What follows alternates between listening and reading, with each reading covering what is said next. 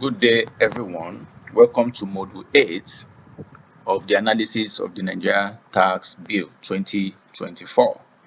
So, Module 8, we will be looking at Chapter 8, which talks about tax incentives.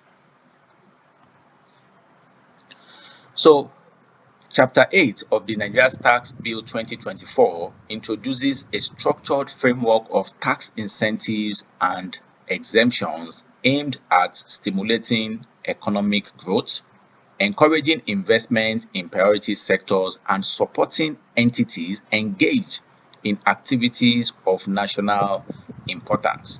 These incentives addresses income tax, stamp duties, and VAT, balancing the need to generate revenue with the government's goal of fostering economic and social development. This chapter is divided into four main parts. We have the income tax exemptions. Um, we talk about economic development tax incentive, exemptions from stamp duties, exemption from value added tax. So this chapter is divided into four. One, income tax exemptions, economic development tax incentives, three, exemptions from stamp duties, and four, exemptions from value added tax. So it is divided into four. The provisions are carefully targeted, ensuring incentives benefit activities and entities contributing to Nigeria's economic growth, innovation, and social well-being. So the provisions are carefully targeted, ensuring incentive benefit activities and entities contributing to Nigeria's economic growth, innovation, and societal well-being. So let's start with part one, income tax exemption, section 164. So certain entities and types of income are exempt from income tax, including non-business income from friendly societies, cooperative societies, charitable organizations, educational institutions, trade unions, government bodies, and purchasing authorities, investment, and real estate income. So dividend from collective investment scheme. So dividend from collective investment scheme, rental income from real estate investment companies, provided 75% of income is distributed within 12 months. So we're talking about government bodies and purchasing authorities, investment, and real estate income. Now, that dividend collected from this investment scheme, rental income from real estate investment companies, provided that 75% of this income is distributed within 12 months. Now, other uh, exempted income or other exempt income, compensating payments on regulated securities, compensating payment on regulated securities. So income from foreign consular officials is also exempted. So compensating payment on regulated security is also exempted.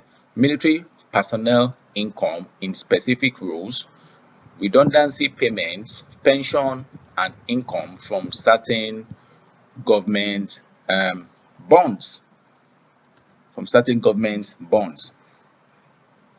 Now, the purpose of this other income exemption is to support organizations providing public benefits and incentivize investment in critical sectors. Number two, frank investment income, section 164, subsection 2. Dividends that have already been taxed at the corporate level at source are exempt from further taxation when distributed. This prevents double taxation of corporate earnings, encouraging equity investment. 3 is non-taxable gains, section 164, subsection 3, and the exemptions include pension fund gains. These pension fund gains are income earned by pension funds from asset disposal, angel investors, and venture capitalists. So gains from investments in startup held for at least 24 months. Now, awards. gains from the disposal of certain awards, and the objective of this is to encourage long-term investment in startups and innovation, fostering entrepreneurial growth. We're talking about non-taxable gains now. Now, additional deductions for 2023 and 2024. Section 164, subsection 4. Companies can deduct 50% of costs related to wage increases, hiring new employees, particularly low-income earners. However, there are conditions.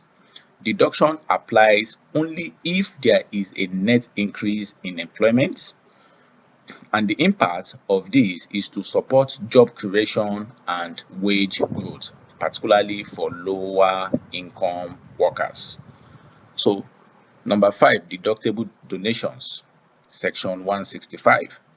Donations to public, charitable, educational, and emergency intervention bodies are deductible, capped at 10% of pre-tax profits.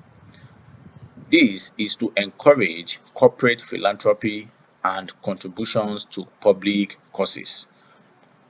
Number 6, research and development deduction, section 166. Companies can deduct up to 5% of turnover for research and development expenses. Proceeds from research sold or transferred later are subject to tax. The impact of this is that it promotes innovation and research and development investments with tax revenue recaptured from monetized research. So let's go to part 2, economic development tax incentive, priority sectors, section 167. So sectors eligible for development tax incentives are listed in the 11th schedule. The president may amend this list to align with national priorities, focusing on employment generation, foreign investment attractions. Examples of priority sectors include agriculture, manufacturing, technology, and renewable energy. Application for economic development incentive certificates, section 168 to 172. Companies investing in priority sectors can apply for a certificate to assess incentives. Application must meet capital expenditures threshold and undergo approval by the Nigerian Investment Promotion Commission, NIPC. Now, for the extension option, certificates can be extended for an additional 5 years if profits are invested in the same sector. Now, economic development tax credit, section 178. Section 178, companies receive tax credits on profits from priority products or services usable during the incentive period and for up to 5 years afterward. Number 4, incentive period and book requirements, section 179 to 180. Incentives last for 5 years from the company's production start date. Companies must maintain separate records for priority and non-priority activities. Reporting and compliance, section 181. Section 181. Companies enjoying incentives must file regular tax return and submit compliance reports. They must submit compliance reports. For number 6, revocation of incentives, section 175. The Nigerian Investment Promotion Commission can revoke incentives if the company closes operation, there are production delays, and compliance conditions are violated. Now, the purpose of this is to ensure only deserving companies benefit from tax incentive. Only deserving companies benefit from tax incentive. So let's go to part 3, exemption from stamp duties. Now we have exempt instruments. So transfers of government securities and ships. Instruments involving Nigerian government bodies and cooperative societies. Securities under securities lending. Small electronic transfers below 10,000. So these are exempted from stamp duties. Transfer of government securities and ships, instruments involving Nigerian government bodies and cooperative societies, securities under security lending, and small electronic transfers below 10,000 are exempted from stamp duty. So those are the exempt instruments. Now, the impact of this is to support financial inclusion by exempting low value electronic transactions and encouraging the use of formal banking system. So part 4, exemptions from value added tax. Now, exemption, so we have what we call the VAT exempt supplies, section 187. So exempt items include oil and gas exports, crude oil and feed gas, humanitarian project goods, baby products, and agricultural equipment. Government licenses. So these are all exemption from value added tax. Now, zero rated supplies, section 188, items charged at 0% VAT include basic food item, medical and pharmaceutical products, educational books and materials, fertilizers and agricultural chemicals, electricity and medical services. Then the last one is exports. So all these are zero rated supply. See section 188.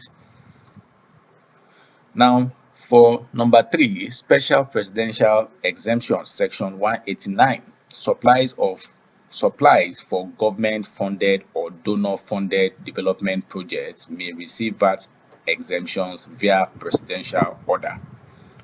Now, for number 4, definitions for VAT exemptions, see section 190. Clear definitions ensure that terms like basic food items, medical products, and locally produced animal feeds are understood, reducing ambiguity. That is under definition for VAT exemption, section 190. Now, let's look at the key takeaway before we look at the summary. Now, key takeaway is 1, encourages investment, incentives for startups, priority sectors, and research and development promote entrepreneurship, innovation, and sustainable economic growth. 2, supports public welfare. Exemptions for essential goods and services, e.g., food, medicine, education, alleviate the tax burden on low-income household and critical industry. Simplifies compliance. Clear eligibility criteria and well-defined exemptions reduce ambiguity and enhance compliance. 4, promotes philanthropy.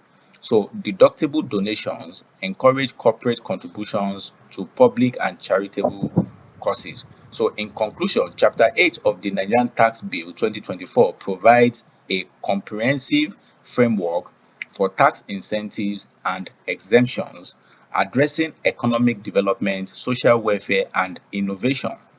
So by focusing on priority sectors and entities that contribute to national growth, the bill aligns tax policy with Nigeria's development goals. Now, the call to action for stakeholders, for businesses should ensure they explore eligibility for income tax exemptions and economic development incentives. Investors too to leverage benefits for long-term investments in startup and priority sectors. Government bodies, they should use VAT and stamp duty exemptions to promote essential goods and services.